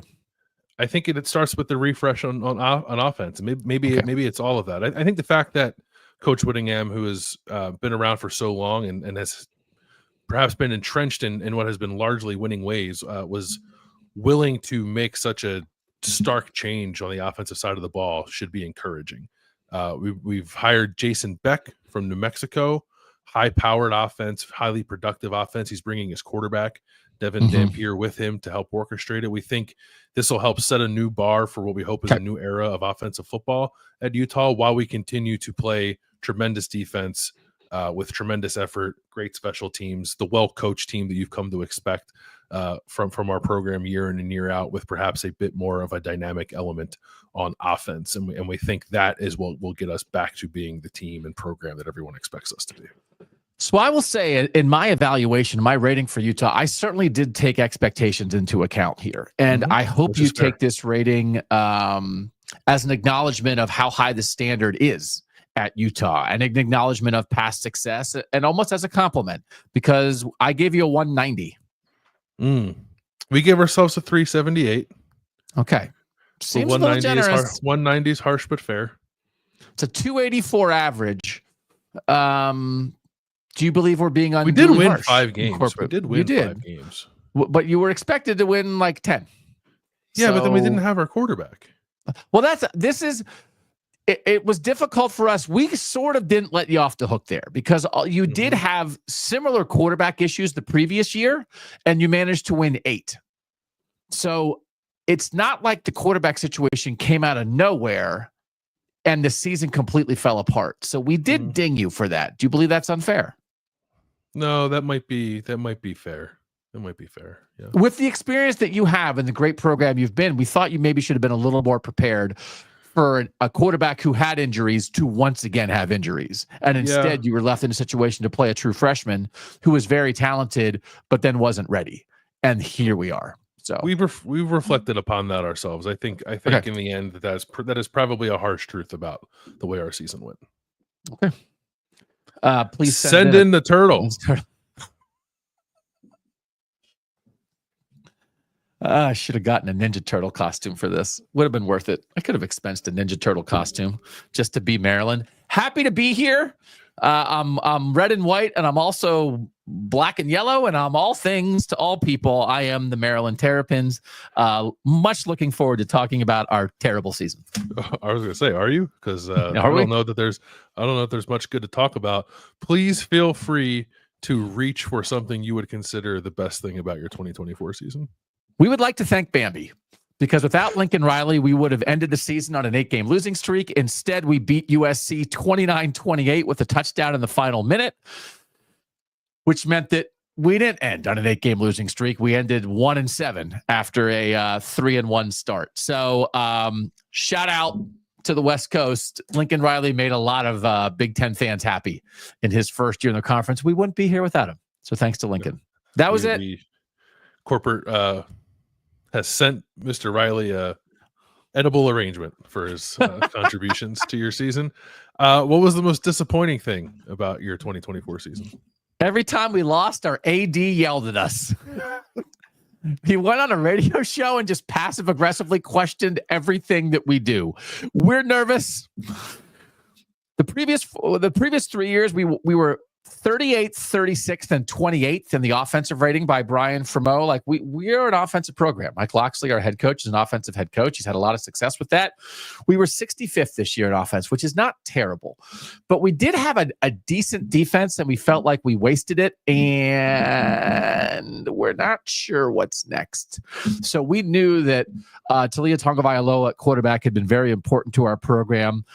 Billy Edwards at quarterback won that job, actually played well at times. I don't think you could point straight to our quarterback situation and say that's why we only won 4 games. Our running back, Roman Hemby, transferred to Indiana. I don't think you would point to that and say that's why we only won 4 games, but we only won 4 games. And if we're not going to be a top 40 offensive program, we're probably in trouble. That does seem to be the case. Do you feel like your coach is on thin ice here as you head into 2025, and where are you looking to improve? We don't know. If you have any suggestions, we would love to hear them. So we could use some corporate help right now. Maryland under Mike Loxley has established a pattern of winning. We knew there were people in corporate who were expecting a drop-off this year that weren't completely shocked by this. But I will admit we're not exactly sure how we're going to get it back. And we have MJ Morris at quarterback. I'm worried. We're worried about a potential turnover here in this branch office. And if you were to do a show from corporate headquarters about the most perilous situations among the 28 Northern teams, we would imagine that we would be very high on the list. I think you would be. Is it definitely going to be MJ Morris as your quarterback? No, we don't know. We don't. Can you help us? We don't know. We are open to any and all suggestions. You did add a rather exciting player from University of California at Los Angeles, and Justin Martin. We did. And Penn State thought he was really good this year, right? So it could be him. We got to figure it out. We'll figure it out. We got to figure it out. We have no choice. We have to be better on offense. That's our identity. We have to be better on offense. But again, we can't pretend it wasn't a Michigan situation. It wasn't like we had nothing at quarterback and that derailed everything else. We just weren't good enough across the board. So what was your score then for the season? 240, and frankly, we would accept the rating lower than that potentially. Oh, you were generous. I gave you like 411, which is like 1 per win. 100 points per win. Thank you. We'll take it. Yeah. Oh, we thought it could have been much worse. That's a 325.5 average. Did you consider a much lower rating? Or did you? No, because I don't know. I don't know. No expectations. Okay. I don't think that this season went awry of expectations all that much. This just felt like a step back. I guess it got a little wonky with some of the stuff with the offensive coordinator and the AD, and perhaps the vibes being a little worse than I anticipated. But in terms of wins and losses results, I don't know if 4-8 is terribly off of what I thought it would be. Then we'll take 325.5 and certainly appreciate that. Sure. I'll send in Herky. The Hawkeye? Yeah. What's his name? Herky? He's on his way. Yeah. Brian Ferentz came with him. Brian Ferentz drove him and dropped him off. Great. So he only has like 15 more. Brian's going to come get him in 15 minutes. It won't take longer than that, will it? Does Brian Ferentz's father own a car driving service? Is that how he got the job? Why are we still so mean about it? Let him live. They fixed it. Okay. Iowa. Thanks for being here. Mr. Hawkeye, what did Iowa do best in the 2024 football season? I think there were gains made offensively. I don't think you look at the final rankings and consider us an offensive juggernaut, but you have to consider where we started. Agreed. Which is with the Nepo baby calling our offense. And he wasn't doing it this season. We brought in Tim Lester to do it, a more professional adult human being with bona fides that actually warranted him having the job. Yes. And we felt like we made some progress. We went from 129th to 69th in offensive SP+. We went from 121st to 50th in Brian Fermo's offensive efficiency. We improved our points per game total by almost 2 touchdowns per game. Awesome. To make us, we are a team and a program that is comfortable being middle of the pack offensively. If you're going to tell us we're going to be that most years, we'll take it. So we thought that there was a nice foundation laid offensively for us moving forward. We have to get better, have to get more balanced. But good start under Tim Lester. So what was disappointing? Losing some close games, losing some games we probably still should have won. Like, we got the 8 wins, and that feels like an expectation for us most years, but we always had that opportunity to elevate beyond that, and we missed some chances to do that. Lost a Cy-Hawk game to our rivals by a point, which was pretty devastating. And then maybe even more than that, because that's always a competitive game, and Iowa State was very good this year. Losses to non-bowl teams like Michigan State and UCLA were pretty disappointing. We just think even not in our best year, we should be better than losing games like that. They were on the road, but still, those were tough losses to take. And then we didn't get quarterback right. We made a nice decision, I think, at offensive coordinator, but didn't pair him with the right quarterback to lead the offense in Cade McNamara. And then when it was time to move on and make a change there, we didn't really have many great options waiting in the wings. So that is something we are striving, an area where we're striving for improvement moving forward. I think you're right, but also I do think some extenuating circumstances. We saw a lot here at corporate, just some teams just go on the road and get blitzed. I think that's what happened to you at Michigan State. It just wasn't your night. And then UCLA, your quarterback got hurt and you really weren't ready to deal with that. And that's a difficult thing. So multiple quarterback injuries. And so that has to be addressed as you look to improve in 2025. Is that where the greatest improvement can come at the quarterback position? Because frankly, you've been on probation and we've been monitoring this issue, the quarterback issue with your branch for a long time. Yeah, that's where it has to start. And we feel like we've made an exciting addition there with Mark Gronowski from South Dakota State. Yeah, it has to be better offensively. And I think perhaps a different approach to offense this year. We were carried quite a bit by Caleb Johnson at running back. We'll freely admit that, and we won't have that opportunity. We still want to run the ball well. We still are going to have a very good offensive line, but we have to find more passing productivity, and we have to be more dangerous at the quarterback position. But we think we stand a good chance to be that this year with the additions we've made. Okay. So what was your rating for this season, Mr. Hawkeye? We gave ourselves a 656. Oh, very similar. We gave you a 700. That's a 678 average. And we believe, I feel like we could give you a 700 every year. And I don't know if that's a compliment or a disservice because you have established a winning standard, but we'd like to maybe see you peak up towards an 850 or a 900 at some point here the next couple of years. Is that possible? It is possible. We would also like to see ourselves do that. There's no reason that we can't be in that same conversation as the Indianas and Illinois of the world. We have a historic winning pedigree here that we need to tap back into. We will officially set that as one of your goals. All right. Thank you.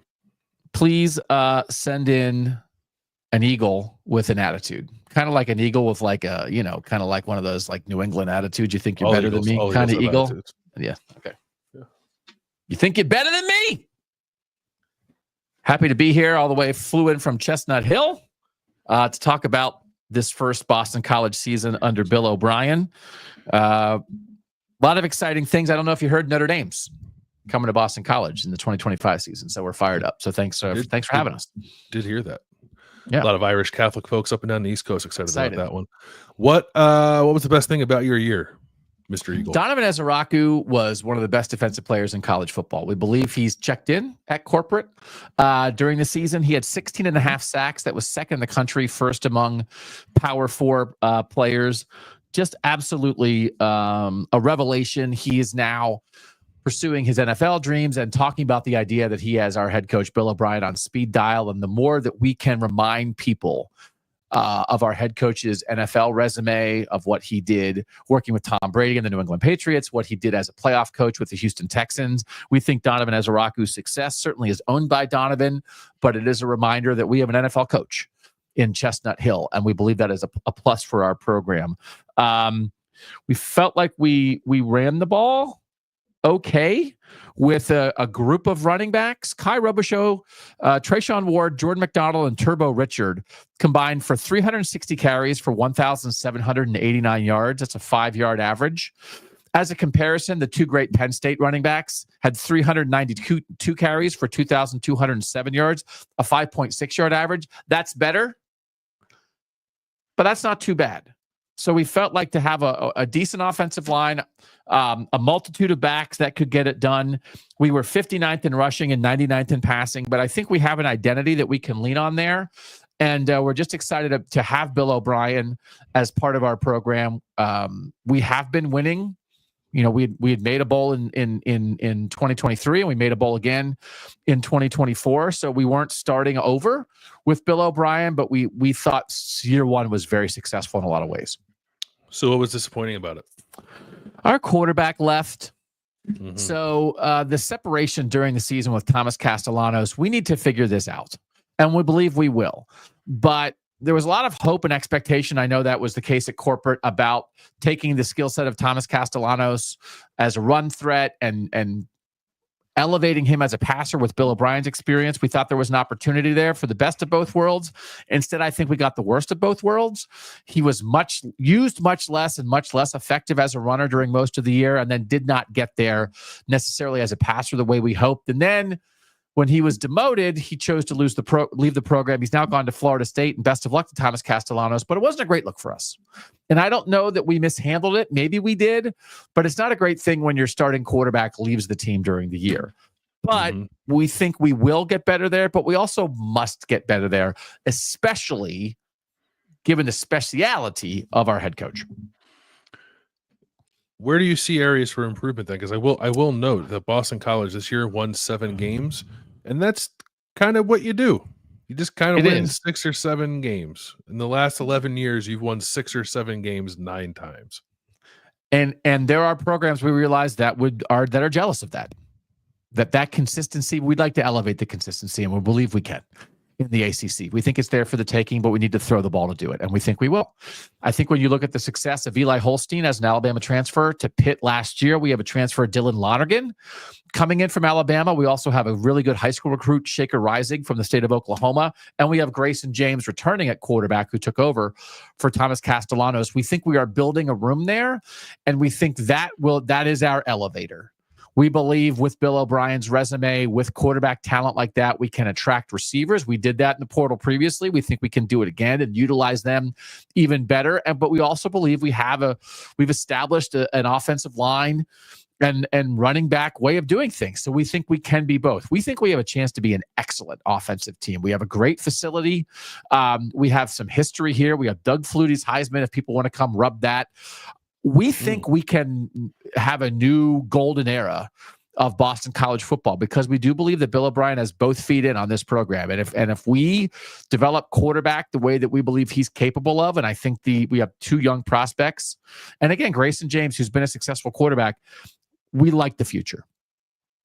I think there's reason to like the future, but where do the expectations start? What was your score for this year? Our score, we gave it a 780. Because we thought there was great success in the transition. There was a lot made when our previous CEO, Jeff Hafley, left unceremoniously. A lot of people thought that was the end of college football. A sitting head coach leaves for the NFL to be a defensive coordinator. And we thought we turned that negative situation into a positive situation by hiring somebody with Bill O'Brien's experience. I think there was a time when you could have believed right after Jeff Hafley left that Boston College football was in trouble. And it turns out it was not. So we think we deserve some credit for that. We gave ourselves a 780. I don't disagree. We gave you a 703 because of the conversations after Jeff Hafley left. That was, Jeff Hafley is leaving because he's going to get fired, meaning Boston College is going to have a losing season. He's not going to be the head coach there anymore. And then Bill O'Brien showed up and found a way to continue modest winning ways, I think, with an eye on being something more. So we think that was worthy of a 703. 741.5 is the average, and we will wrap it up. Please don't get confused. Mm-hmm. Oh, wait. This is for me. I'm going to go get a purple Wildcat, but I'm going to try to make sure it's not the Kansas State one. I think he already left. So I think I'll be sending in the Northwestern Wildcat, if that's correct. Please do. Yes. All right. Northwestern Wildcats, you played in a parking lot this year. You played your games in a parking lot. Is that correct? We played our games in a field. You going to fix that? What are you doing? Do you have this? Oh, yeah, we're fixing it. Really? It's going to be nice. It's going to be nice. Yeah. All right. We want to see it. All right, Mr. Wildcat, on behalf of Northwestern University football, what did you do well in 2024? Not a whole lot. Not a whole lot. We were searching for an answer to this question because we knew it was coming, and we did get our crack research team on it. Did you know that in winning 2 Big Ten games this past season, and only 2, but winning 2, that it was the first time we've had back-to-back seasons with multiple Big Ten wins since 2017, 2018? How's that? I don't know. How's that? I don't know. Good? How's that for something good? Kind of feels like grasping a little bit there. You guys had a great year. Oh, it's grasping. In 2023. We're grasping. Great year in 2023. Why couldn't you sustain that? It's hard. Let's get into disappointing. Let's get into disappointing. Yeah, why didn't you sustain it? It's hard. It's hard being Northwestern. We didn't figure out quarterback. I think we were a little underprepared for the reality of losing our presumed starting quarterback in the spring, and we didn't have a great answer for that once we lost him. The new and exciting offense we were hoping to install has not quite taken hold just yet. We've got a lot of work to do there. So What was disappointing, it was just not sustaining the momentum from the surprising 8-win total we reached in the first year under David Braun. I don't think it means that David Braun is the wrong man for the job or that he can't make Northwestern a program that wins more than it loses. But if he caught a little bit of lightning in a bottle in his first year as an interim, this was almost like year 0, and this was the real starting over point.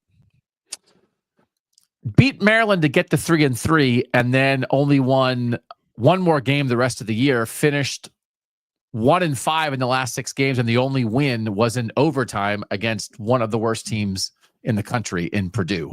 So all I heard there was win. I just heard win. All we do is win occasionally in overtime against a terrible opponent. We are eyeballing Coach Braun. We are eyeballing Coach Braun because what corporate does not want to do is go into a brand spanking new high-tech big money stadium in 2026 with a failing football team, with a football team that people are not excited about. So we have our eye on you in 2025 to make sure that the team is carrying some momentum in there, not just the facility carrying the momentum into 2026. You're on the clock. That's fair. And I think that's where we're looking to improve next year. I think you can improve. Okay. We're going to try to. I think Coach Braun and his staff can demonstrate a greater ability or a better understanding of what a roster needs to look like to compete in the Big Ten. And we're not expecting to compete for Big Ten championships necessarily, but there is a required level of talent that we fell well short of. And frankly, if I may, part of that is due to some recruiting shortcomings from the previous staff that we're now trying to make up for. I think we have to make real strides in the transfer portal. And there have been some bright spots even in this offseason with the addition of a really exciting quarterback in Preston Stone, an exciting defensive player in Yanni Karlaftis, who was a big-time prospect coming out of high school. Xavier Gray is an intriguing offensive lineman out of the transfer portal. So we're trying. We're scratching and clawing and trying to put together a roster the best way we can, understanding that there are some limitations and restrictions on our program as we try to do that. And it's a pretty steep mountain to climb with the talent in our league. But it has to start with understanding what a Big Ten roster must look like for Northwestern to be competitive. We acknowledge it does feel like you're making strides there. So I think you've identified a problem and you're attempting to correct it. So we will give you a little credit there. But for this season, how much credit did you give yourself? What was your score? 311. 311. Is there some secret, Mr. Fan? You have a habit of this, Mr. Wildcat. You got some fancy reason for your 311? Nope. I think we went to put in 250 and the Paul slipped, and it ended up being On a the paw 311. slipped. Okay, Yeah. because we put in 250. 250 is what we gave you. The paw slipped. The paw slipped. 280.5 as the overall thing here. Again, this is another realization of like Northwestern football has shown it can be pretty good. This is a bowl program, right? This is not an acceptable. Do you believe this is an acceptable season No. in any way? No. Okay, that's good. We do not want to accept this for Northwestern football. All right. That's it for performance reviews today. We'll do one more round. Big time stuff tomorrow. Oregon, Indiana, Ohio State, Notre Dame, Penn State, Syracuse, Illinois, Iowa State, the best of the best. We will do that on Thursday. But for now, last break. We'll come back with what you watching, what you eating, what you thinking on Kings of the North.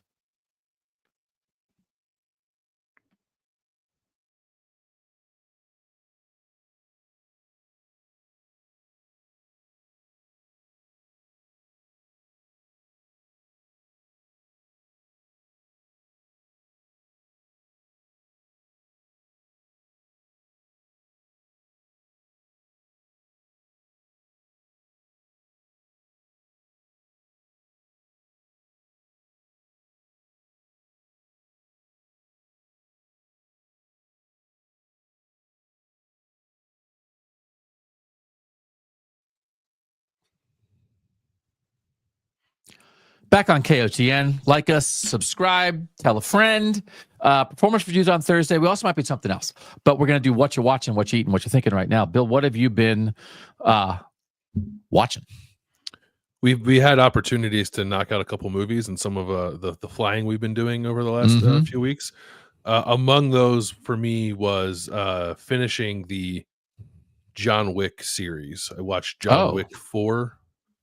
Which was actually quite nice because it's almost a 3-hour movie and we were on like a almost 8-hour flight, so that knocked out a nice chunk of said flight. It was good. I thought it was it gave you exactly what you wanted. I don't know that a John Wick movie needs to be almost 3 hours long. Holy moly! But the fights were good. The fights were good. I thought like I guess a lot of it's CGI, but like some of the sets and stuff were like pretty cool looking. Okay. And good characters. Bill Skarsgård is in it, who I think I'm increasingly finding myself liking. Although I guess I haven't seen him in a ton. You know who I really like is Peter Skarsgård. No, you like Peter Sarsgaard. Oh, that's different. They're not brothers. Are they not brothers for real?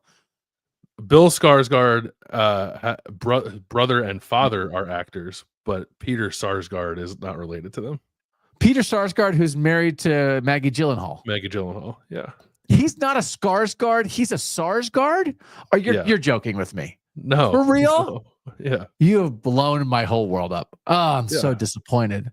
Yeah. But who's the one that you like? Who did you just say? Joe Skarsgård? What's his name? Bill Skarsgård. He was on Succession, right? Did you watch Succession? I did not watch Succession. You didn't watch Succession? Oh. Okay, he's like on later on in Succession. Okay, sorry. He's Nosferatu, and he plays Pennywise in it. He's Nosferatu? Oh no, I want to go see that now. All right. Yeah. Okay, so it was good. But he has his brother is Alexander Skarsgård, who's like fairly famous. Oh, that's who's on Succession, I think. And their dad is Stellan Skarsgård, who's like who's from movies. Who's from the he's the teacher and Matt Damon knows how to do math. Good Will Hunting. Yeah, that's Good Will Hunting alternative. How do you know how to do this equation? 3 plus C equals X. Matt Damon, you are a janitor. Yeah, that guy. That's his dad. But that's Peter Sarsgaard has zero relation. He's not a cousin who dropped the K. Zero relation as far as you know. As far as I know, yeah. Okay, we don't have to look it up. Okay, so is John Wick regular guy punches people? How would you describe John it? Wick is like a highly skilled it's like it exists in a world of highly skilled assassins, of which he is the most highly skilled and sought after, and then things go awry for him, and he has to like fight his way through the world of highly skilled assassins. Is he ripped or no? No, he's just like a normal like average built guy in a suit, but he's quite crafty with the firearms. Crafty. Okay. Yeah, but they're good. It's just like Do you want to watch a movie that is like 7 different setups of just extravagant action scenes with people killing each other? Then like John Wick, maybe John I Wick do. is your movie. Yeah, maybe I do. Movie. Okay, so we were flying together a lot of these places, and I kept realizing that was an option. It is very difficult. I just kept watching The Office again and again. The 3rd season of The Office is just elite. God, it's so good. I just kept watching it over and over again. The 3rd season. Oh, that's like the merger, right? That's the merger. Yeah. That's probably the best. Really season. good. Yeah. Really good. Oh man, it's really good. But I did start watching The Penguin, which I think was out in September. So I just want to talk about this. So, right, if you haven't watched it, it's on HBO Max. And the whole thing is that it's a super famous actor playing the Penguin and is absolutely unrecognizable in the role. And I don't want to spoil it for everybody. I mean, it's been out for months and months and months and months and months, but I couldn't remember who the famous actor was that is playing him that is completely unrecognizable. And then when I looked it up, I was like, oh my God, it's remarkable. So like, if you haven't started watching The Penguin, I'm not going to tell you because I think I'm dumb and I have a terrible memory and that helps my enjoyment of pop culture sometimes. But so I'm just starting to get through it. I've watched like 2.5 episodes, but I am fascinated by the idea of this now because part of me is like, sort of what is the point of taking a famous actor and making him so unrecognizable that you would have zero idea that it's him? You know what I mean?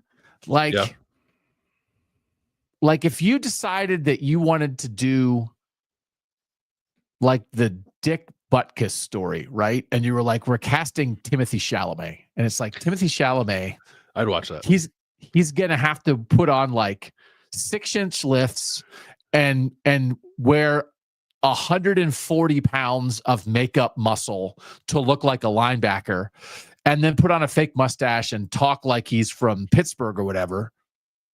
And then like, that's a great performance, but it's like, you would have no idea that it's Timothy Chalamet. So then it's like, I don't know, shouldn't you just maybe cast somebody who looks a little bit more like Dick Butkus? It's like, it's almost. But what if you can't find a good actor who looks like Dick Butkus? But I feel like in watching, he does look like. If we produce the Dick Butkus movie, we'll ask Kadick to play him. I think I realized through this that I want to see a little bit of the actor in the role. So I can be like, yeah, I like this actor. And when there's zero, it's just the acting and not the actor. There's no actor. Buried under there is good acting, I suppose. I mean, it is. It's interesting. It's a good character. But I keep looking for the person. And it helped me realize that I think when I watch a performance, I want to see the actual person in there somewhere. And this is almost too much. And I just found it an interesting endeavor. Like, I respect it. Do you think you would have liked it more had you remembered who the actor was prior to watching it? I don't know. I think I would have liked it more if they had cast like somebody I didn't know who was more like the body shape of the Penguin, and then just they gave a great performance, right? It's like, let's redo The Sopranos, and Timothy Chalamet is going to be James Gandolfini, but we're going to just pour. James Gandolfini could have played that Penguin role. Exactly. Yeah. Right. But then you would have been able to see some Gandolfini in that. Like, there are actors who would just have been more appropriate, but it's a foreign actor who has an accent, who's doing like a Penguin accent, but also is literally 200 pounds lighter than the character. I don't know. I'm confused by it, but it's like the greatest. I've never seen a performance like it where it's like 100%. It's just buried in there. He's buried in the character. So I don't know. I don't know if that's an interesting conversation or not. What are you eating?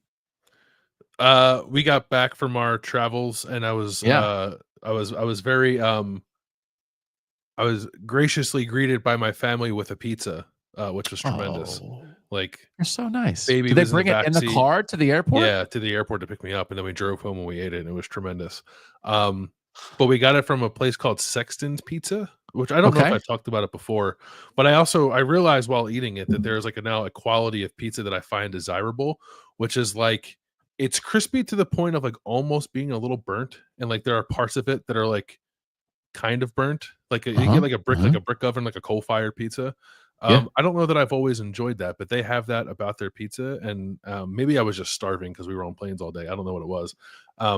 But I found it quite enjoyable, but I also found Ooh. myself like wanting more of I don't know if flavor is the right word for it or not, but just like that crispiness of a pizza that's like right on the edge of being Yeah. almost overly crispy. No, I It was like that. Where the pretty crust, good. there's a parts of the crust that actually are black, maybe here or Yeah, there. well, yeah, like and you get like a bubble too. I like a pizza Yeah. that has a bubble. Oh, Pizza that God. doesn't have a bubble to me, it's like artificial almost. It's like Yeah. It's too something perfect. about something about the imperfection of a pizza bubble really does it for me.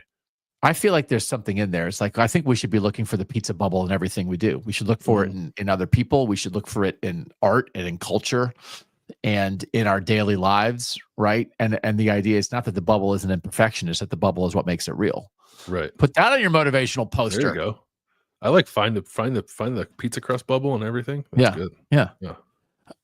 So I don't cook anything. And there's one I cooked it for breakfast this morning. It's the only thing that I make. And it's not even making things, but it's just like a little egg scramble that I make. And it makes me realize what the rest of the world must be like. Where like you make a thing, like you know how to cook a meal. And there's like you kind of have your way that you do it. And maybe you want to share a recipe with people. This is the only thing I have, and it's nothing. But whenever I do it, I'm like, oh, like I actually kind of enjoy this, that it's like I make it my way. And if I went to a restaurant, like I couldn't explain, oh, this is what I want. And it kind of sometimes makes me wish that I cooked, but I'm terrible at it. Like, do you have things like a Bill thing that you make at all? I mean, just like breakfast usually. Yeah, like I mean, it's simple, but like scrambled eggs, or I'll make like scrambled egg tacos or breakfast sandwiches. I'm a big breakfast sandwich guy. Yeah. So I take 2 sausage, and I eat this like once every 3 weeks because it's not health food. 2 sausage patties, 2 eggs, onions, peppers, and a bunch of salsa. And then I just scramble it all together. Yeah. And it's like I let the sausages cook with the peppers and the onions a little bit before they put the eggs in. It just smells so good. It's literally nothing, but it's my only foray into cooking at all. That everything else I do is heating up. There's nothing. I'm nothing. I'm not a human. I'm not a human boy. But man, wouldn't it be cool to have like a thing that you make? And it's like, but I do this little special thing that I put in. Like, what an experience that must be. I'm missing out on it. Yeah, you should. My secret ingredient. You should cook more. Yeah. Probably not going to happen. Anyway, I don't cook a lot, but I cook a decent amount. Yeah, I just wanted Especially to be a human boy for a moment. What are you thinking about? I don't think I don't think we've ever discussed on here that like I am into collecting trading cards. As you can see over my shoulder, I have quite a few of them. But I had a really cool experience actually last night with a friend of mine who like owns a card business, and I was like over there hanging out with him, and he let me hold for a brief period. He has 2 1952 Topps Mickey Mantle cards. Oh. That are like I think like a mint condition one sold for like $12 million. These weren't quite worth that much. Pretty expensive. But it's just like the holy grail of trading cards for anybody who bothers to get into the hobby of collecting trading cards.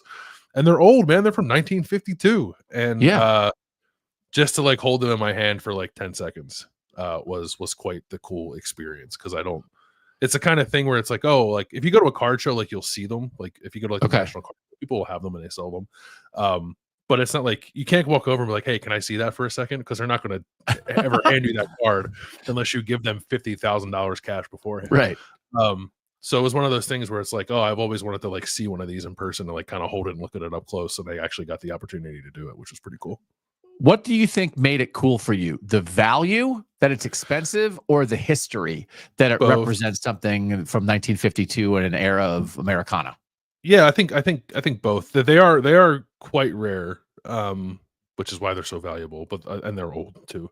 It's incredibly rare to find one that's even in like moderately okay condition. Yeah. And one of them that I was holding actually was. So it was a combination of all that. But I do like cool. The history of it, and like thinking back to like the 50s or whatever, when like kids were probably ripping those things like 10 times a day and not realizing what they have. And here we are, Oh, whatever yeah. it is, 80 years later, and they're worth $30,000. Like, who would have thought it back then that was the case? Oh yeah, no, that's like right in and that's the whole thing, right? Like, so 1952 card, my dad would have been 13. I'm sure my dad held 1952 Mickey Mantle rookie cards in his hands, but my dad grew up a Red Sox fan, so I'm sure he might have ripped one in half and said Mickey Mantle can cram it, Or like put them in your bike spokes or whatever. And like kids did that all the time. Yeah, toss them against a wall as a game, and like whoever gets closest gets the cards, kind of thing. Yeah. But interesting, because that's the whole thing. That generation destroyed their cards because they actually played with them. So then my generation bought base, and then they all became valuable because they were all destroyed. And then my generation was like, baseball cards are an investment. I got baseball card sets for every birthday from when I was 7 until I was 14, and they're in my garage. I've never looked at them. I would just get them because they were like an investment. But guess what? 9 million ding-dongs and like me in the 80s were buying 1984 top sets as investments. This will put you through college. It's like, oh yeah, is it going to put me through college? You should look through some of those if you have them still. I have or have so somebody. much. Are they valuable? There might be. In there, I'm gonna come to your house and look at what you have. Okay. I mean, I know there was a big thing. It's like Ricky Henderson rookie card was a big thing at one point when I was younger. Eddie Murray rookie card was a big deal. All right. Last thing for me is just to like, we're not done putting a bow on the 2024 college football season, and college football's ratings are never going to match the NFL's. We understand that, but I'm starting to wonder if the people who love college football, are they going to enjoy the college football playoff more than NFL fans are enjoying the NFL playoffs? And I think that might be happening right now, but I also wonder about it in the future because we've created something in college football we never had before. And college football, by its nature, is transitory. There's always new players, and the portal only adds to that. There's constantly new players. And I think there can be potentially a downside to that, but I think there's also an upside to it in a world where certainly this is not a new discussion point, but people might be sick of Patrick Mahomes and the Chiefs and a little bit sick of Jalen Hurts and the Eagles. And we feel like we've done this before. Like, you almost can't have that feeling in college football because even if it's the same teams, it's different people. And so even if Ohio State and Notre Dame played in the national championship game again next year, it would be so different. Yeah. Instead, but we've seen Patrick Mahomes versus Jalen Hurts before. And I know the Eagles have turned over their entire defense, but there's still like the main guys are still there. The coaches are still there. And we'd be like, oh, Marcus Freeman, Ryan Day, we've done that. But I think there's just an opportunity. Again, it's not necessarily about the TV ratings, but I hope there was so much discussion after the first round about what the college football playoff wasn't. I think then by the end, it was what the college football playoff was. Meanwhile, we're getting a Super Bowl that, no offense to you, is boring to some people. And I just don't know that we're ever going to necessarily have something like that in college football in this new structure. And I think that's great for college football. Yeah, I think that's probably right. Or we'll be right more often than not. Like, you're going to get like 2 years of Julian saying at Ohio State. And, JT Barrett was around for a long time, right? Like it does happen. But I think by and large, the sport has kind of built-in mechanisms that help us avoid that a little bit. Yeah. Okay.